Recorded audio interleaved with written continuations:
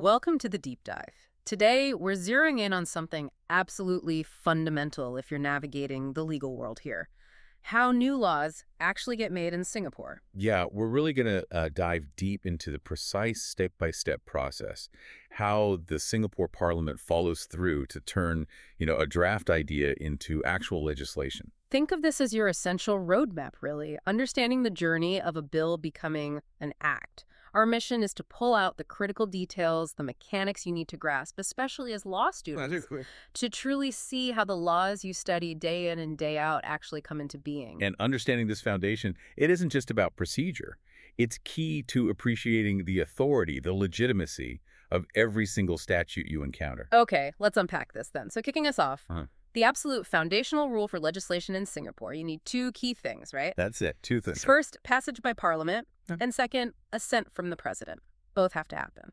Absolutely. And how Parliament actually does its work, all the detailed procedures, the proceedings, they're governed by its own rule book. The standing orders. Ah, the standing orders. Yeah, Article 52 of the Constitution actually says these standing orders are the authority for how Parliament conducts its business, and that includes making laws.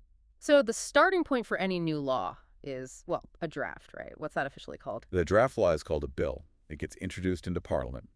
The process is outlined in Article 59 of the Constitution. And who puts these bills together? Is it always the government?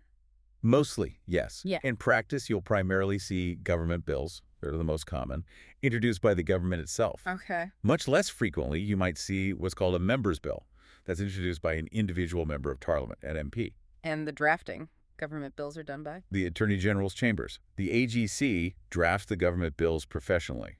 Members' bills, well, they typically be drafted by others, reflecting where they came from. All right, so you have this drafted bill. What's the very first thing that happens when it lands in Parliament? That's the first reading. And it's purely a formal introduction of the bill. It's presented, but crucially, it's not actually read out in full. So no debate, no discussion at this stage. No one gets up to argue for or against it yet. No, absolutely not. That's key. No discussion or debate happens during the first reading. The main action here is really administrative. Just getting it on the record. Exactly. The bill is formally introduced, it gets printed in the Government Gazette so it's publicly available, Right. and it's distributed to all the members of Parliament so they can actually read it. Got it. Formal intro, distribution. So where does the actual substance, the discussion, and debate kick in? That happens at the second reading. This is where the substantive parliamentary debate occurs. Yeah. MPs discuss and debate the general principles, the policy behind the bill. Is this bill actually needed? What problem is it trying to solve? Does it fit with the government's goals? This is where the big picture gets debated. Okay, so big debate on the principle at the second reading. What if, after that, Parliament thinks, this needs some tweaks, or even bigger changes? What if amendments are needed? Well, that's precisely the purpose of the stage that follows the second reading, the committee stage. This is where the detailed clause-by-clause consideration happens and where amendments can be proposed and debated. How does that work? Is it always the same process? It can happen in one of two ways, actually. Parliament can sit as what's called a committee of the whole Parliament, meaning all the MPs consider the bill clause by clause together right there in the main chamber. Okay, so everyone's involved. What's the alternative? The alternative, and this is often used for more complex or maybe more significant bills, is to refer the bill to a select committee. Ah, the select committee. That sounds more focused. It is. It's a smaller group of MPs, and they're tasked with a much more in-depth review of the bill. And this select committee route, that's often where we hear about public consultation, right? Getting feedback. Exactly. That's a really key function of the select committee process. They can, and often do, invite feedback and comments from the public or from specific stakeholders who have an interest. So this is a real chance for input from outside Parliament. Absolutely. It makes the select committee stage a crucial point for external input to potentially shape the legislation, especially on topics that have, significant public interest. After they gather all that feedback and review the bill in detail, the committee then reports its findings and any recommended amendments back to Parliament. And is it fair to say that if there are going to be major amendments to a bill, this committee stage, especially if a select committee is involved, is where that usually happens? After the main second reading debate, of course. Yes, that's a critical point for you to understand. Well, sure, minor technical tweaks might happen elsewhere if you need significant changes to the bill's actual clauses or the wording. The committee stage, particularly that select committee process, which is informed by public input, is typically where those substantial revisions get hammered out. Okay, that makes sense. So the bill's been introduced, first reading, debated on its core ideas, second reading, and then potentially fine-tuned, amended, maybe with public input in committee. What's the absolute final hurdle the bill faces inside Parliament itself? That would be the third reading. This is the final stage before the bill actually leaves Parliament. And the timing. Does it happen right away? It can sometimes. If the bill wasn't particularly complex, maybe didn't need many amendments, and didn't go to a select committee, the third reading can follow the second reading almost immediately. But if it did go through that whole select committee process, And then the third reading would definitely be scheduled for a future sitting. You need to give the select committee time to finish its report and for Parliament to actually consider what they've recommended. okay. And what's the key rule for the third reading itself? The important thing here is that, generally speaking, no major amendments are permitted at this point. Parliament is essentially looking at the bill in its final form as it emerged from the committee stage. So maybe some final debate, but mostly it's decision time. Pretty much.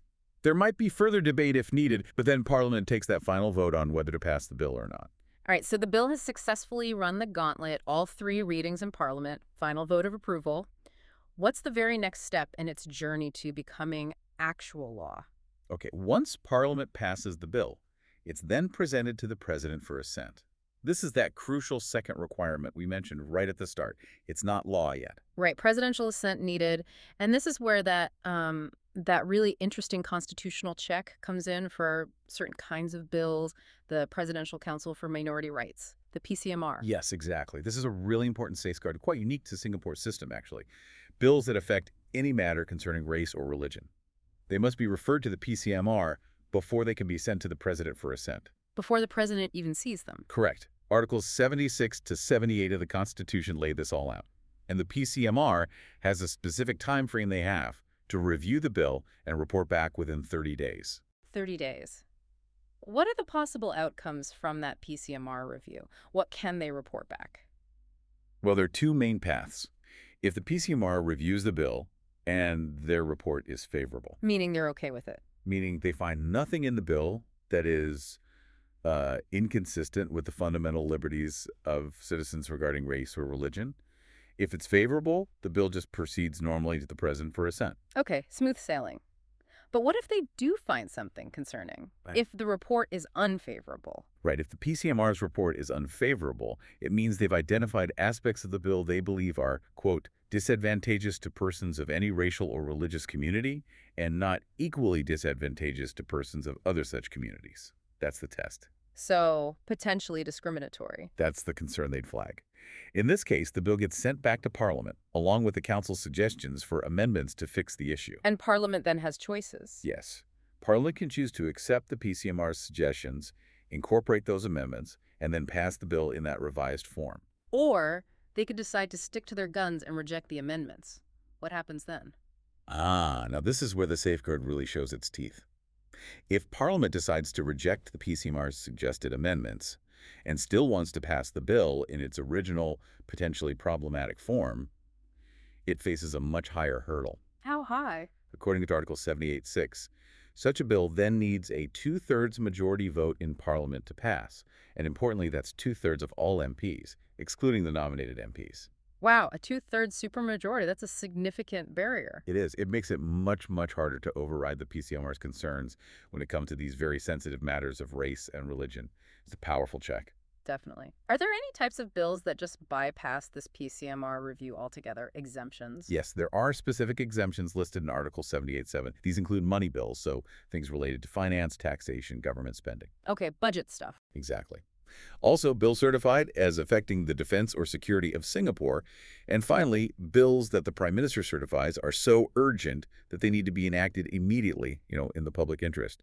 Those types of bills skip the PCMR review stage. Got it. So let's assume the bill has passed Parliament. It's either cleared the PCMR check or was exempt, and now it's presented to the president. What is the very final action that actually transforms this bill into law? The final, decisive act is the president giving assent. Once the president formally signifies assent, the bill officially becomes an act of parliament. At that precise moment, it is formally part of the law of Singapore. Done deal. It's law. And when does this brand new act actually come into effect? When does it start applying? Good question. It comes into application either on a specific commencement date that's actually written into the act itself. So it might say this act comes into force on January 1st next year. Exactly like that. Or, if no specific date is mentioned in the act, then it automatically takes effect on the date it's published in the Government Gazette. Okay, publication date is the default. Now that it's a fully fledged law, an act of parliament, how does someone like, say, a law student who desperately needs to refer to it actually find and access the official text? Where do you look? Well, the traditional hard copy source is the Statutes of the Republic of Singapore. Mhm. You'll often hear it called just Singapore Statutes. Right. This is a big multi-volume compilation where each act is assigned a chapter number. That's why you constantly see citations like Companies Act, Yeah. CAP stands for Chapter 50, within those Singapore statutes. Okay, the physical books. Ah. But we live in a digital age. Surely there are official online sources. Oh, absolutely. And these are usually the most current and, frankly, the most accessible ways to find the law now. The primary official source is the free public online service provided by the Attorney General's chambers themselves. It's called Singapore Statutes Online. SSO. That's the one. You can find it at www.sso.agc.gov.sg. It's the authoritative online version. Free and authoritative, good combination. And I think there's a subscription service that's often used in practice, too. Yes, that's LawNet, found at www.lawnet.com.sg. It's a very comprehensive online subscription service, widely used by legal professionals, law firms, and students as well. It has statutes, plus cases and other materials. Right. And it's really worth remembering that these digital platforms, especially the official SSO, are regularly updated. They revise and reprint the statutes online to make sure you're always looking at the latest, up-to-date version of the law, Yeah. incorporating any amendments that have been passed since it was first enacted. Super important for accuracy. Okay, so stepping back for a sec, just to recap the whole journey we've traced. We started with a bill The draft law. introduced in Parliament with that quiet first reading. Then the big principles debate at the second reading, followed by the potentially detailed committee stage, maybe even with public feedback via a select committee. Where amendments often happen. Right. Then through to the final parliamentary vote at the third reading. After Parliament's okay, it goes for presidential assent. But not before that crucial check by the PCMR for certain bills, potentially triggering that two-thirds majority requirement. A key safeguard. And finally, with the president's assent, it becomes an act, it gets published, comes into force, and becomes accessible through things like SSO. Precisely. In tracing this whole procedure, it isn't just an academic exercise in learning steps, Yeah. right? It's fundamentally about understanding the legal and constitutional basis for the very laws you're studying. It shows you the layers of scrutiny, the specific checks and balances built into the system. And here's where it gets really interesting to think about. Considering this very structured, very procedurally detailed path, especially with mechanisms like the PCMR's potential supermajority rule or that public feedback stage in select committees, what impact do these specific requirements actually have? Not just on the process, but maybe on the outcomes, on the quality or nature of the laws that ultimately get passed. That's a great question. Does this structured approach inherently lead to, say, more robust or carefully scrutinized legislation? Does it build in those safeguards effectively? Or, on the flip side, does it introduce maybe complexities, potential delays, or hurdles that might affect how laws are made or what they look like in the end? It definitely raises important questions about that interplay between having a thorough process, ensuring accountability, and also the practical realities of getting legislation passed and implemented. It's always a balance. Definitely something to really mull over as you delve deeper into the substance of all those acts in your legal studies. Happy studying.